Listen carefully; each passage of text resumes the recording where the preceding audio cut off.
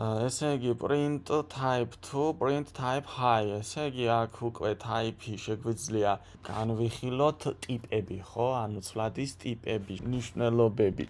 აი ეს ტიპები არის, მაგალითად, 2 არის integer ტიპი, ანუ როდესაც დავაწყებთ runs, აი აქ დაგვიბეჭდა რიცხვი 2-იანის ტიპი. ეს მიეკუთვნება integers, integer class მიეკუთვნება.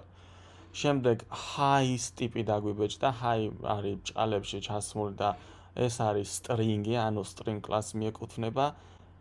შემდეგ ეს იმისთვის არის დაწერილი, რომ უბრალოდ გამოვყოთ, ანუ ეს ზედა ნაწილი გამოვყოთ ქვედა კოდისგან, ხო?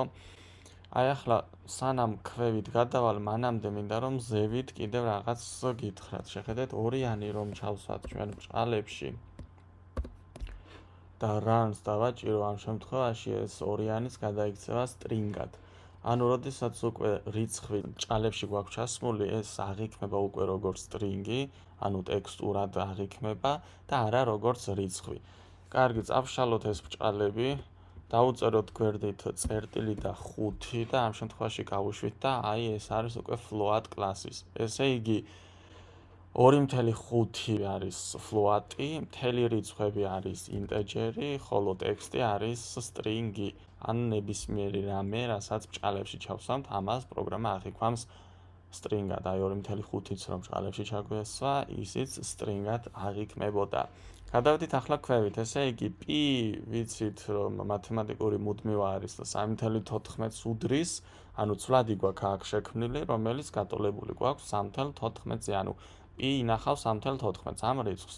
შემდეგ ახალი ცვლადი გვაქვს შექმნილი, რომელიც ინახავს c ასოს, უბრალოდ ამ 1 შემდეგ დაბეჭდილი გვაქვს type-ი, ანუ ტიპი PC და როგორც წეგან შევცვალეთ 2.5 float-ი რომ იყო აქაც მსგავსი დაწერა. ესე იგი p არის 3.14, რომელიც არის არამთელი რიცხვი და რომლის ტიპიც არის float-ი, ანუ float class-ს მიეკუთვნება.